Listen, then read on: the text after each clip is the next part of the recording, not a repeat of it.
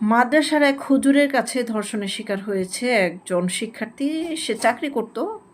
যখন তার বেতনের পাওনা টাকা বুঝে নেওয়ার জন্য আহ, সে তার হুজুরের কাছে গেল এবং বলল যে আমি অন্য জায়গায় চাকরি নিয়েছি, আমার এখানকার পাওনা বেতনের টাকাটা আমাকে দিয়ে দিন। তখন তাকে মাদ্রাসার ভিতরেই ধর্ষণ করলো এবং তার হাতে পায়ে ধরে বাপ ডেকেও তার থেকে রেহাই পায়নি। আপনাদেরকে একটু শোনাচ্ছি। 7 মাস চাকরি করছি।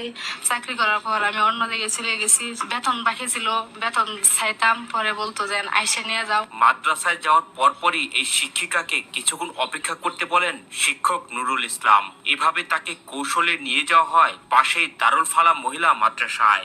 পরে একদিন সন্ধ্যায় 6 তারিখ সন্ধ্যায় আমি আসছি।